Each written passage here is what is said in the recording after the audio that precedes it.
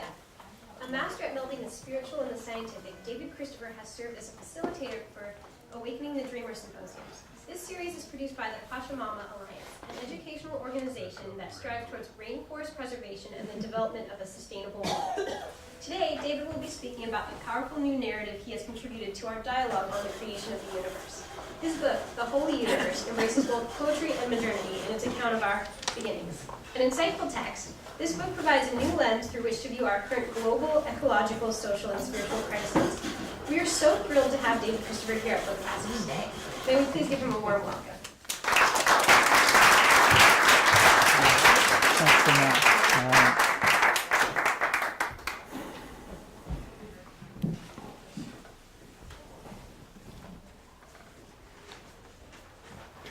Now, what do we tell ourselves about where humanity comes from? Our creation story, asked the sage. Well, that depends on your belief system, doesn't it? Replied the seeker. Give it a try. The seeker thought for a moment. Well, some religions say that God created us and we were banished from paradise after we disobeyed him. But then science came along and said we evolved through a series of random accidents. Close enough, said the sage. So here you have two stories. One about life being created and ruled by an angry God, and another where life is a random and ultimately meaningless competitive struggle. Both rather bleak, yes? The seeker pondered. You know, when I was a kid, I never really did buy into the God story that they fed us when we went to church. But I can't believe it's all just an accident. You threw away the story of the scripture that was given to you, said the sage. Yet you can't reconcile with the big dumb rock story either. So that leaves you where? The seeker gazed skyward, past the trees on the other side of the field, thinking. Suddenly he looked at the sage, thunderstruck. I don't have a story. The sage laughed. Well, you do have a story, but there's got to be a better story than this is hardly a foundation for a fulfilling life. So this piece comes from the beginning of the book, and it really was where I was at a couple of decades ago. I was in this beautiful corporate gym, climbing away on a Stairmaster. Kind of like, and actually there was a podium in front. You could read books as you're doing. I'm looking on its beautiful view of the bay, down from it was in Belmont. And looking across the bay. And I was reading a book called In the Absence of the Sacred by Jerry Mander. That's his real name, go figure. And I realized, I hit a particular point where I realized I can't do this anymore. I can't continue to work for this corporation that is essentially serving an economic system that is driving the planet towards a point where it certainly can't support our civilizations and possibly can't even support us as a species anymore. So at that point, I didn't know what else to do except quit, go back into flying because that's the only thing I knew how to do. Not that that was really the smartest shift as far as a carbon footprint is concerned. But I didn't know what else to do. And then about 15, 20 years ago, I saw Brian Swim and Sister Miriam McGillis. I'm curious, is anyone familiar with either of those two names? Okay.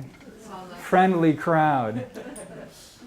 And I saw Brian describe this amazingly creative universe with that, that look that he gets. He's just so amazed and awestruck by this fantastic universe. He's a mathematical cosmologist. He has a PhD in physics. And yet he also embraces that there's something more fantastic than what modern mind has given us. So I found myself diving into these stories. I really enjoyed hearing Brian Swim's work and Thomas Berry's work and all these other folks. And all right, we have to time out here. Come on in, all the late folks. We got a bunch. I should have shifted y'all here. I used to fly airplanes for a living, and the little airplanes, you actually had to move people around. Otherwise, it would do funny things when it would get up in the air. Where was I? I'm actually asking. I forgot where I was. Where was I? Brian Swim, yes. Okay. Thank you. So I started immersing myself in all these stories. And as Alexis said, I started to, I became involved with the Pachamama Alliance. I actually committed to the Pachamama Alliance, which is a rainforest NGO dedicated to preserving the world's rainforests and bringing the message of sustainability up to the north, as the Achuar, whom they serve in Ecuador, call it, and to change the dream of the north. That's their main focus. And at a certain point in the symposium that they give up in the north, they talk about this new worldview.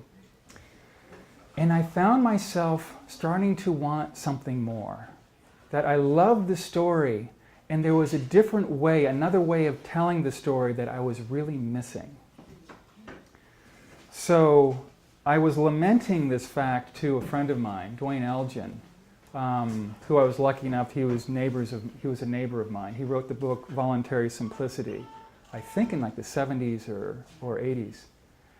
And I said, why don't you guys write this new story? You say we need this new story, like a story, not just about the story, but a real story.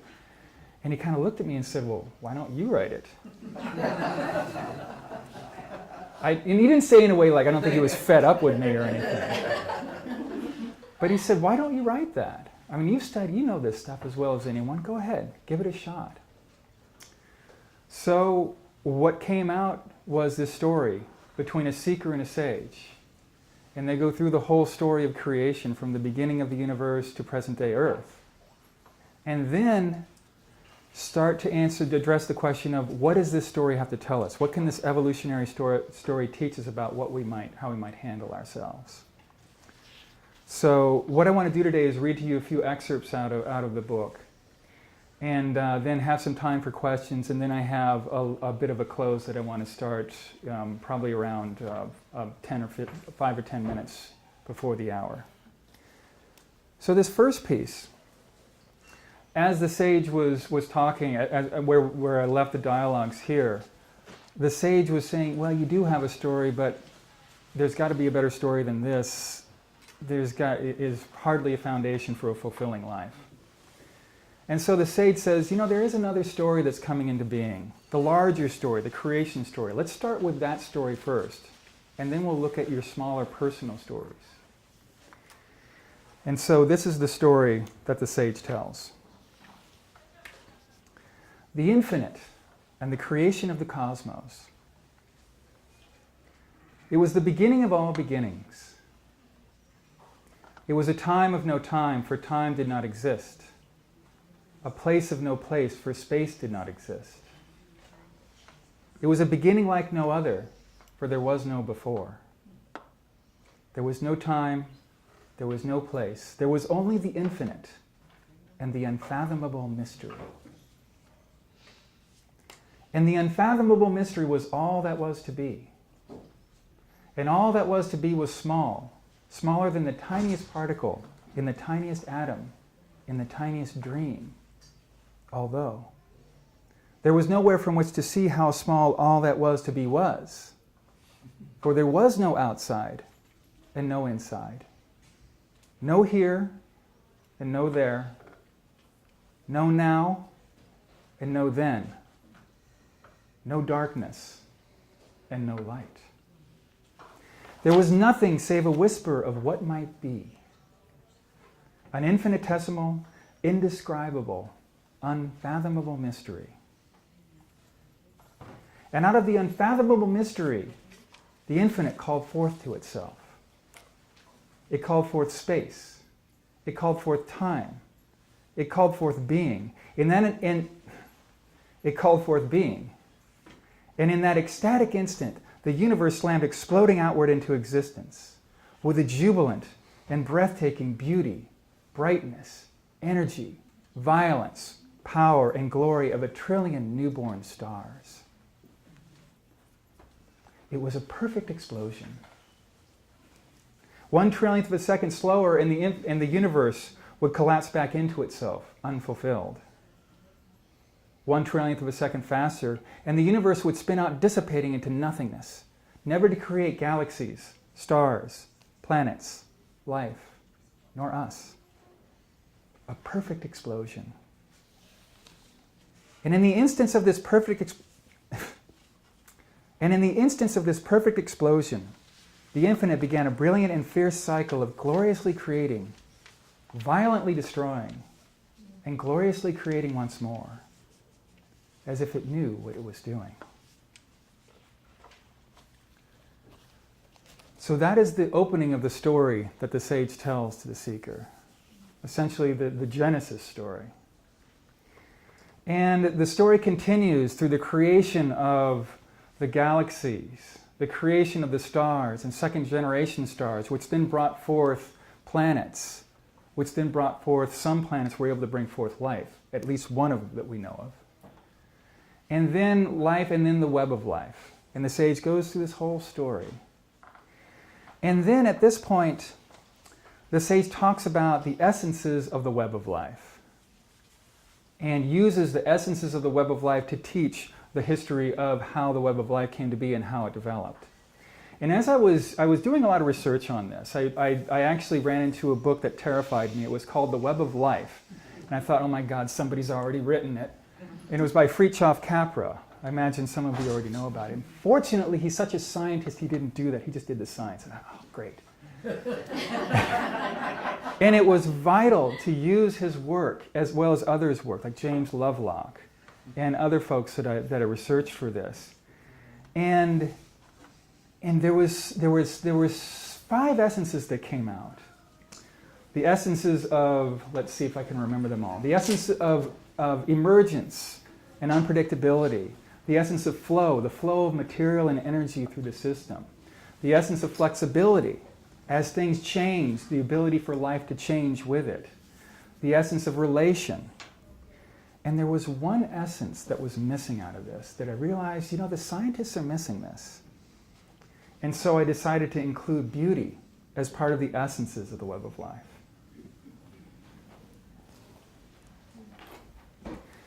And the web of life brought beauty into its creations. It wove symmetrical tapestries within each being.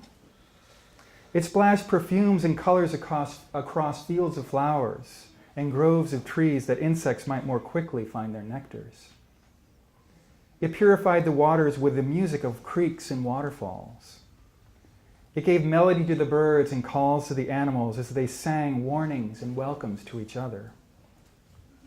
It wove tastes and smells into plants. Some bore sweetness, inviting animals to partake in their offerings of food in exchange for the scattering of seeds. Others bore bitterness, warning of poisons, and whispering of medicines held within. It created soft furs, strong, smooth feathers and scales, and warm nests and dens that its children might find comfort and thrive. Thus the web of life reflects the essence of beauty. That beauty shall be bound throughout the web of life, pointing the way toward harmony, usefulness, and mystery. In the delicate fronds of the ferns glowing green in the forests, beauty shall be found. In the grace of the lioness chasing down the gazelle as they dance the circle of birth and death, beauty shall be found. In the magnificent violence of the thunderstorm and the erupting volcano, and also in the tranquil morning mists across an infant African savanna, beauty shall be found.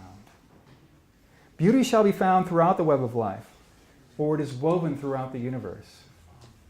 And one day the universe shall stand upright and behold itself, breathless in silent awe. That last line you might recognize. Those of you who do know Brian Swim, that's a direct, I don't want to say steal, but I got that idea. Brian has the term of humanity, humans are the universe. What is the term? What does he say? Self-reflecting. No, it's more poetic than that. That humans are the universe looking back on itself. The humans are the we are the universe in the form of a human. So, what I'd like to do now is that because I dislike lecturing for hours without getting any kind of response, what I'd like to do is I'd like you to turn to a person that, preferably someone you didn't come with, turn to another person and just ask them, and then what I'd like you to talk about is what strikes you so far as you listen to this story. And I don't want to say anything more than that. I just want to leave it wide open. So before I continue, I'd love to hear one or two thoughts that you discussed. So anyone who's willing to raise their hand, what struck you as you were listening? Go ahead. We were both struck by the fact that you were telling what is a new story to many of us with a cadence and a sort of the biblical Genesis rhythm that is also, sort of vibrates, is already sort of in our DNA. So it's a very nice juxtaposition of something very new told in a way that feels familiar to us. And the same with the sort of Socratean or Socratic, seeker and the sage, this sort of thing. So these two older elements to tell this new story is very, very cool. Thank you. Okay.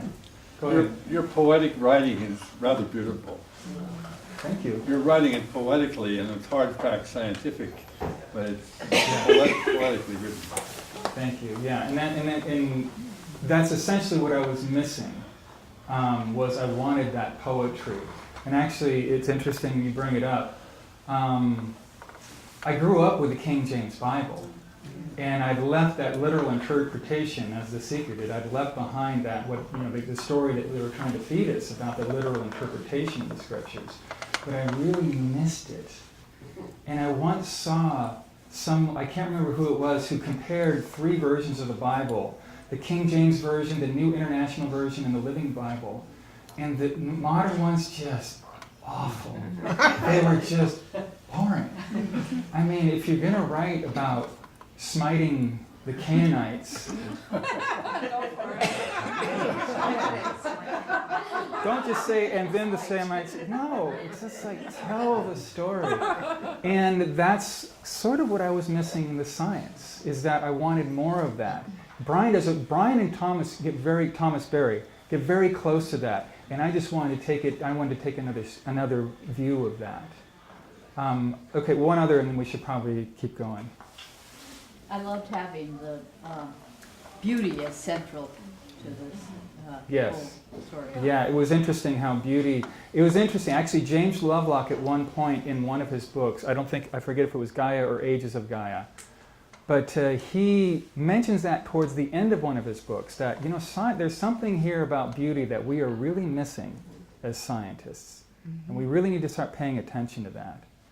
I'm paraphrasing, and don't quote me on it. That's not an exact quote of what he said, but he acknowledged that there's something more than just the dry science that we need to really pay attention to here.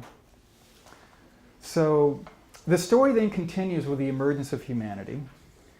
And the way I put the emergence of humanity is somewhere between 50 to 100,000 years ago, according to some of the linguists that I studied.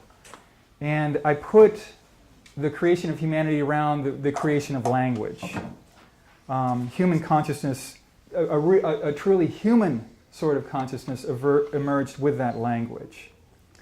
And so the sage tells three stories about humanity. The story of ancient mind, the story of modern mind, and the story of planetary mind. And we turn first to the story of ancient mind. Through its newfound powers of language, ancient mind spoke of the infinite and humanity's connection with the web of life. It collected and passed along the lessons learned how to thrive within the bounty of the web of life and became more powerful within it. Ancient mind brought forth stories of the infinite, of the spirits, of the Creator, of the place of the peoples within the web of life.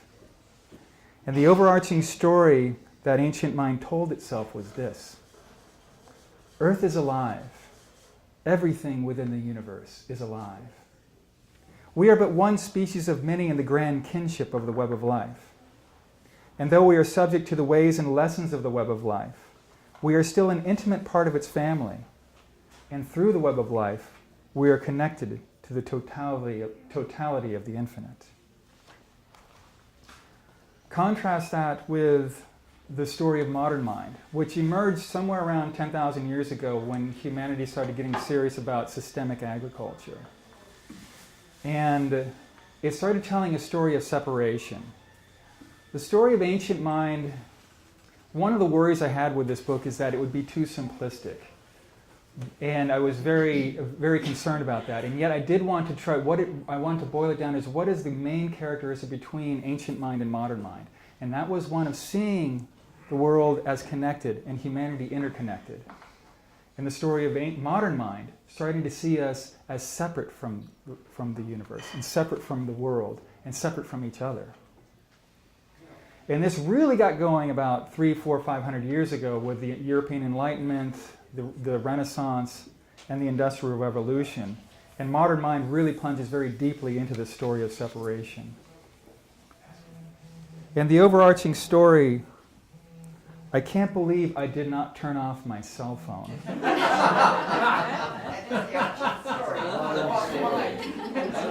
How do I shut up? Sorry. All right, if we would please turn your cell phones off. That's really embarrassing. Sorry about that. Well, if it rings again, it rings again. All right, I'm not going to try and figure out how to turn it off. Okay. And this overarching story that modern mind, perfect. Yeah, modern mind interrupted. Staying connected, no.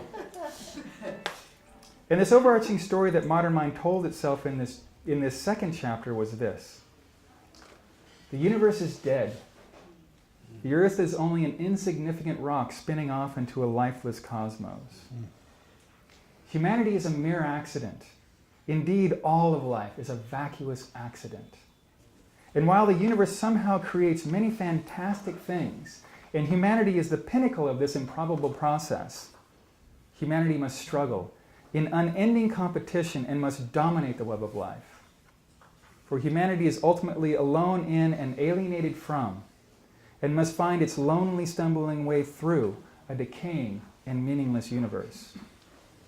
Thus, modern minds set out to conquer and exploit what it saw as a dead universe that held no stories. At one point, I was doing a reading for a workshop, and at this point, I stopped and had people talk amongst themselves. And it was astonishing how much almost grief there was in the room. One person, she actually said, I feel like I just want to get up and go. I just want to leave. So the story then turns to this new mind that is emerging, the story of planetary mind, which has begun to emerge in the last century or two, depending on whose timeline you look at. And this is the third mind, which I call planetary mind, and which I was overjoyed to see that Teilhard de Chardin already did. So I actually stole with him without even thinking about it. It's great. And so it transcends the story of separation. And I offer this as an example of what the story of planetary mind might be.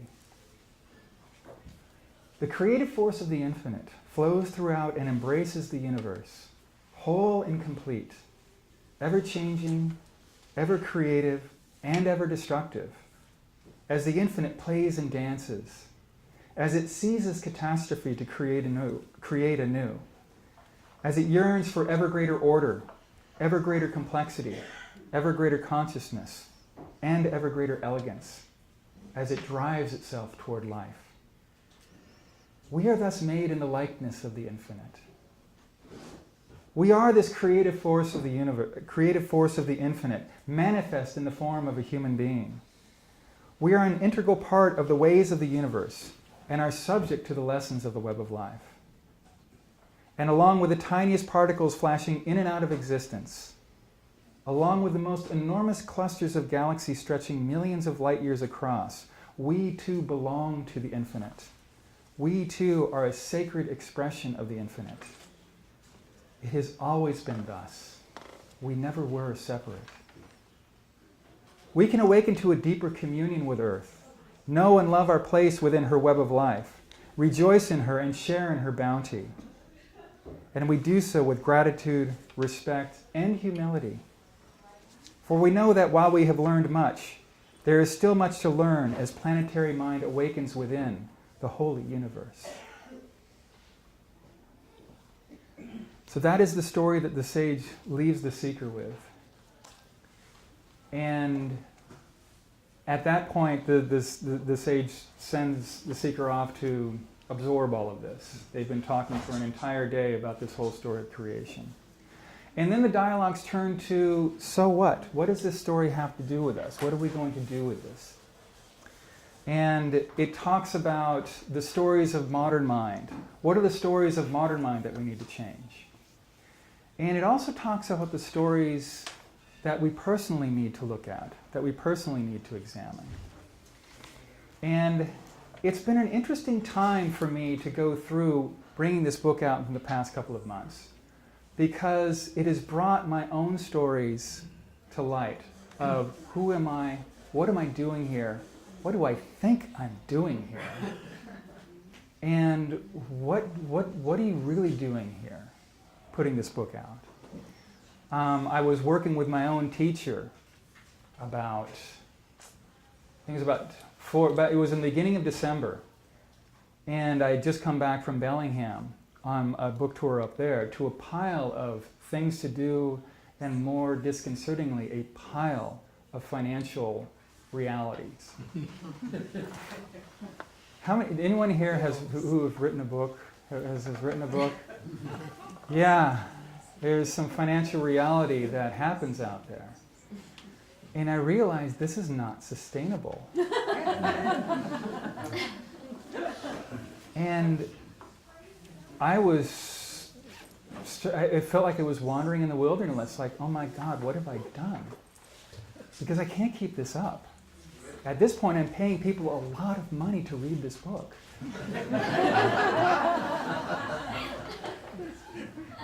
But there was also a part of me that my teacher is so great in just saying, you were looking for the spotlight, weren't you?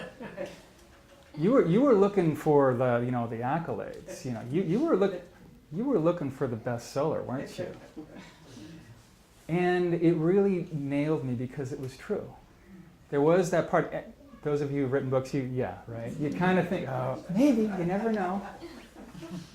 And it stunned me how much I had invested in, my ego had invested into that. And here I was, I've written this book on larger stories and personal stories, and here I was trapped in this vortex of my own story of what am I for, what is this book for, what do I think I'm doing? So it's been interesting going back and reading those parts of the book. And there's one part in particular that I realize wants to be read at this point. And it talks about happiness.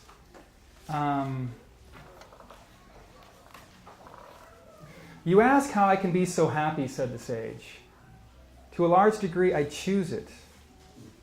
I choose to try to keep clear the flowing waters of my mind, to watch and pay attention to the thoughts I carry and to the songs that I listen to and sing, to try not to let my stories, good or bad, carry me out of the present moment. I choose to walk lightheartedly, even with the pain of my past and my ancestors' past, in a culture that, consciously or not, often holds the color of my skin against me. I choose to try and cultivate uplifting stories about what I've done and where I've been. I choose to try to cultivate a sense of gratitude. It's incredibly ironic how much this describes the problems that I'm running into, of really choosing that. And part of the reason why I bring that forward is that how many people who are doing great work in the world have similar problems in really being full of gratitude with what we're doing? Anybody have a problem with that? Okay, I'll take from the laughter that, okay, everybody. Oh, even the back row, yeah. And yet still we do this good work in the world.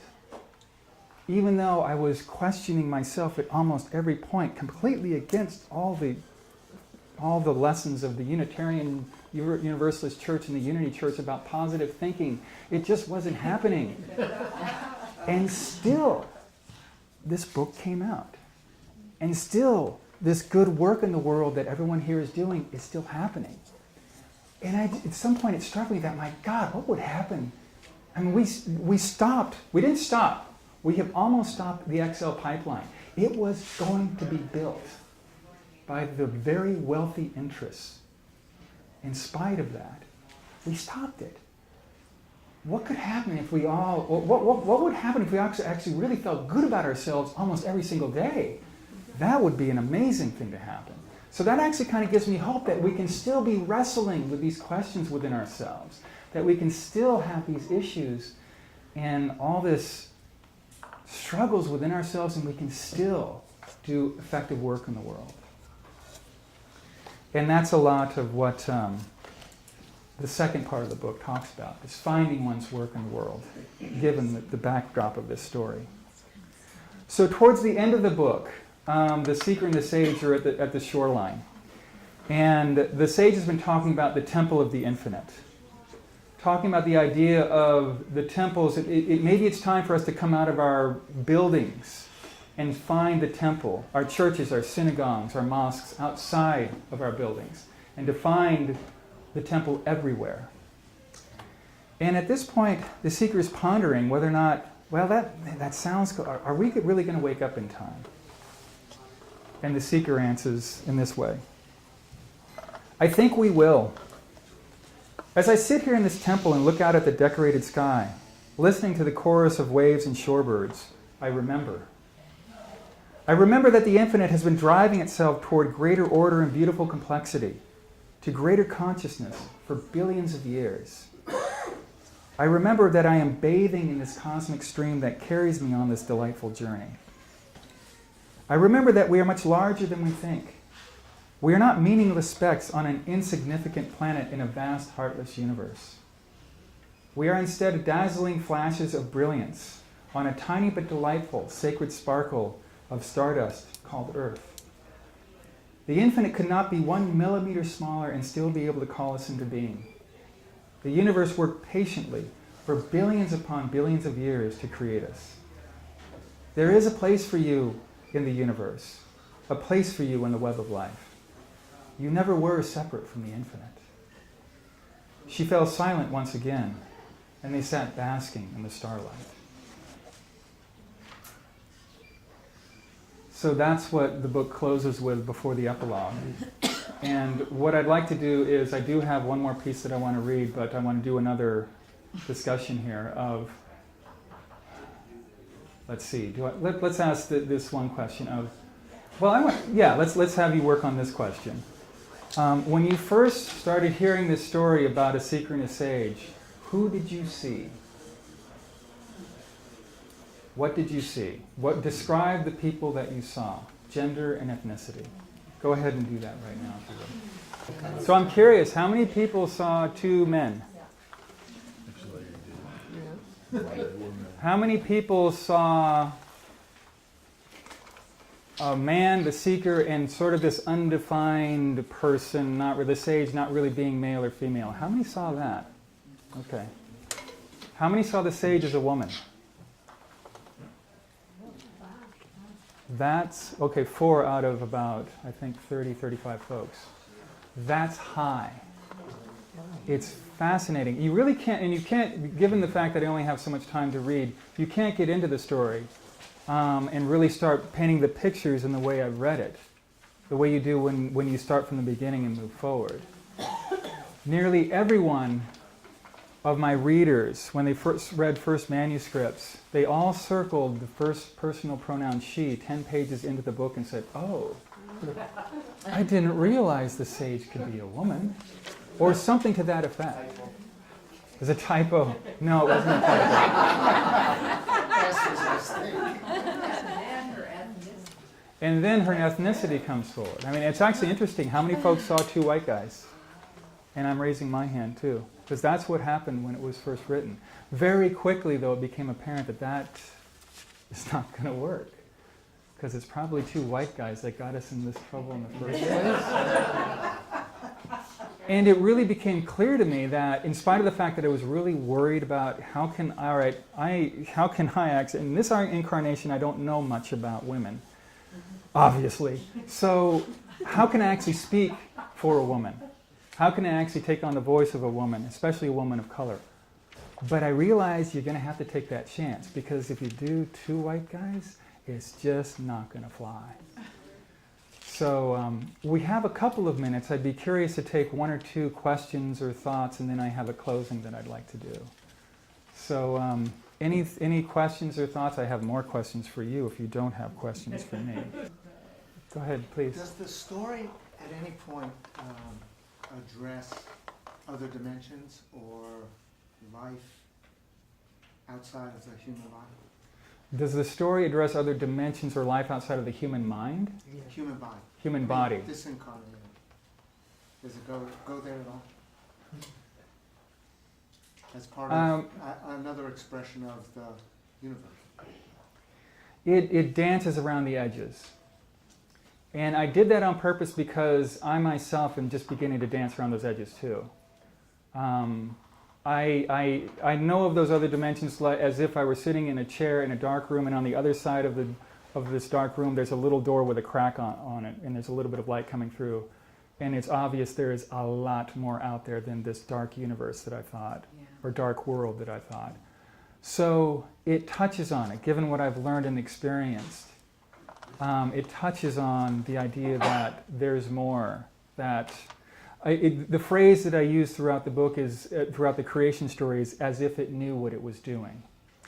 And I'm doing that because, one, I'm dancing between the materialistic atheists who I want to reach with this, and also in the realms that I don't have enough experience in to really talk about very authoritatively, I guess. I'm still a neophyte in that regard. So there is some there. There's one instance where the sage is looking at this flock of birds, talking about this very question of what does consciousness mean? Humans, it didn't start with humans. And what if birds are not just calling for evolutionary purposes, but what if these birds are calling for just telling the stories of the day, or telling their histories? And when I was first taught that, my first reaction was, I'm a former airline pilot. We don't think of such things in this way. So that's where when that came, it's like, all right, I want to include that. And that's about as far as I can go. So we'll see what happens if another book happens. Others? Go ahead, please. I was going to say, obviously you're writing for human beings to read your book, but yes. Is there a sense that everything is equal, of equal importance in the universe at all?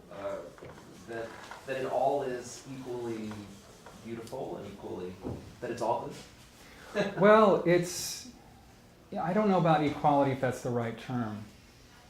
And, there's a couple of things that come into one thing you said, it's all equally beautiful and it's all equally ugly too. That's part of it also. There's peace and there's violence. The universe does all of it. And we are a manifestation of the universe. So the universe throws plastic into the ocean. That's what the universe does. The universe clear cuts. The universe digs out tar sands. And part of me doesn't know quite what to do with that. Because there's this part of me, and that's part of the dialogues too, is where this feels wrong. Even though, yes, this is a manifestation of what the universe is doing, this feels wrong. And this is something that we need to change, we need to shift. So that wasn't your question, though. What was your question? Well, no, in essence what you did is you said, equality. We are active participants in the universe, yes. So therefore the universe owns us too. Yes. And so we're part of that. I actually was going to speak more in sort of a Marin County way and say anything that nature made, as opposed to what we've made. Now that's actually casting judgment on human beings. Yeah. Kind of wild, isn't it? It's like, well, oh, really? You look at the litter and think, oh, nature. That's us. That's us. That's us. And we are nature. Yeah, that's where you. Yes. Well, we are very much, we belong here. We may behave badly. That's certainly possible. And the human consciousness is an unusual consciousness. I don't know if it's unique, but it certainly is unusual, certainly in its consciousness and in its ability to change the environment of the entire globe. But there's another piece in here that talks about catastrophe, what's called the oxygen catastrophe, where life created this horrifying poison called oxygen and turned the sky an ominous, deadly color of blue. Deadly. And it threw the whole web of life into turmoil. But it took that catastrophe and created a cell that knew what to do with oxygen, and from that it could create a multicellular being. And from that it could create plants and animals and evolve into us. Without that catastrophe that almost destroyed all of life on Earth, we would not be here. And that makes me wonder, is this what we've created for ourselves? Has life again created the conditions that are so catastrophic that something new has to come out of it? So, what I'd like to do in closing then, before I close, I do want to acknowledge Alexis Sattler. Thank you, Alexis. Go ahead and stand up. Alexis is in the events program. She's in the events office here at Book Passage. And Nick Sepka. Is Nick Sepka in the house?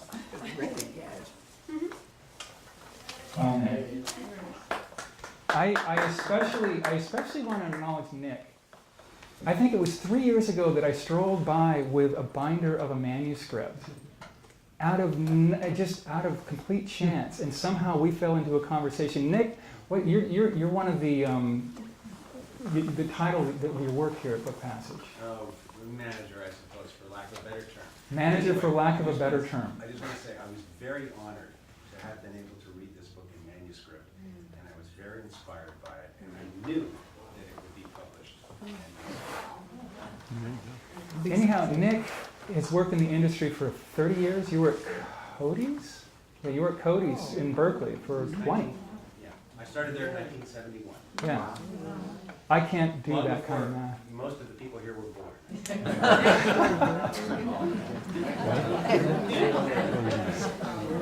You don't look that old. I would have figured, a decade or so. And I just want to really acknowledge Nick for having really taken me under his wing and helped me through the process. And so thank you so much. And I also want to acknowledge Book Passage. They do a lot of wonderful work here for writers. So this is an amazing bookstore, and I really, buy your books here. So, yes.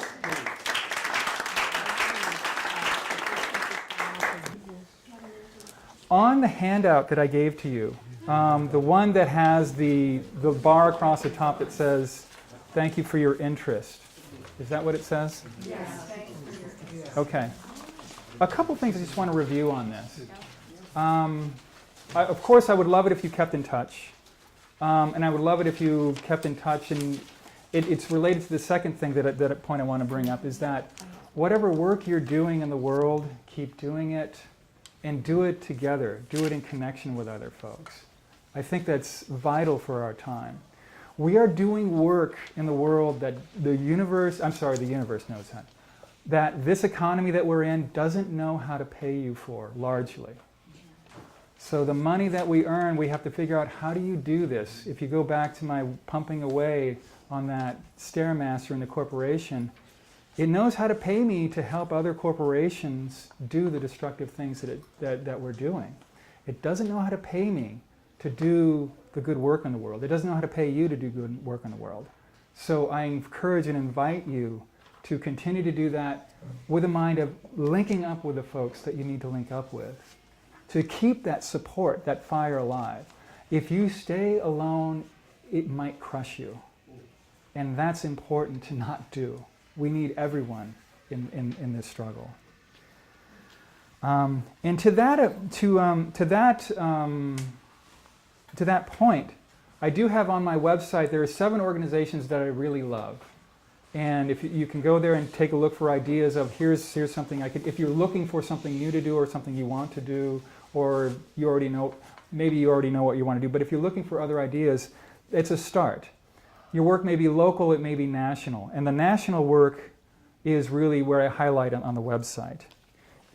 So in closing then, I want to read this one piece that is one of the pieces that I put throughout the book. And I wrote this particular piece in answer to not the question, but certainly the idea that we're so small and insignificant. If you look at the cosmos, my God, we're just these small, insignificant, meaningless specks. And I alluded to that in the last thing that I read in the Sage's dialogue. And there was a part of me that started to write this particular piece, and it took off to answer that question. So without a lot more than that, let me go ahead and read this piece. It's called The Smallest Vessel. What is the smallest vessel that can hold a human being? Certainly it is more than the skin and bones that contain the individual life pulsing within. One human cannot forever stand alone and separate. Even the wise woman who lives in the forest apart from the others serves as the wise woman for those others. The smallest vessel that can hold a human being must include at least one other human being. But two humans cannot forever stand alone and separate. They need young ones to raise and teach, to help with the daily chores, and finally to take charge and carry on as the elders grow old, their bodies dying, releasing their starlight and becoming stardust once again. The smallest vessel that can hold a human being must include at least the family. But the family cannot forever stand alone and separate. It needs others to help in the building of shelter, the gathering of food, and in caring for those who are sick or hurt. Sorry. It needs others to help in the gathering of food, the building of shelter, and in caring for those who are sick or hurt, just as it helps those others in their own time of need. The family needs others to bind together with in times of catastrophe, of want, and of war, as well as to rejoice with in times of plenty and of peace. It needs others to share in the knowledge of earth's gifts and to learn the ways of the wise old ones. The smallest vessel that can hold a human being must include at least the clan. But the clan cannot long survive alone. It needs oxygen to breathe, food to eat, and waters to quench its thirst. It needs medicines to heal those who are sick. It needs insects to pollinate and clean the forests, savannas, deserts, and prairies. It needs jaguars, hawks, turtles, sparrows, trees, flowers, vines, and all manner of animals and plants, both seen and unseen, to teach the wordless songs of the infinite. The smallest vessel that can hold a human being must include at least the web of life. But the web of life cannot long survive alone. It needs a mother willing to share her flesh, air, water, the makings of soil, and the mixing together of life-giving elements so that the web of life might form itself out of her own body. The smallest vessel that can hold a human being must include at least Earth herself. But Earth cannot long survive alone. She needs a star to draw light from, to warm her creations, to cause the winds to blow, the clouds to form, and the rains to fall. She needs a moon to steady her as she dances spinning through the seasons, and to cause her oceans to pulse with life-giving tides. She needs planets, comets, asteroids to pull and push and sometimes collide with her and stir the cauldron of creativity. The smallest vessel that can hold a human being must include at least the sun and his children. But the sun and his children cannot have come into being alone. You can see where we're going with this. They need a galaxy of stars, forming, living, dying, exploding, creating the elements for life. They need 1 billion seeds, 1 billion possibilities in the death of the grandmother star to bring forth that one precise possibility that allowed our son to be born and his children to emerge. The smallest vessel that can hold the human being must include at least the galaxy. But the galaxy cannot have come into being alone. It needs forces, particles, and fire spinning forth from the first callings of the infinite, forming into billions of colossal galactic clouds spiraling out into the primordial cosmos. The smallest vessel that can hold the human being must include at least the universe. But the universe cannot have come into being alone. It needs an unfathomable mystery, a time of no time, a place of no place, a beginning of all beginnings, so that the infinite can then call forth the universe, and the universe can then explode into being. Therefore, the smallest vessel that can hold the human being, that can hold you yourself and hold all beings, must include the infinite at the very least. Thank you.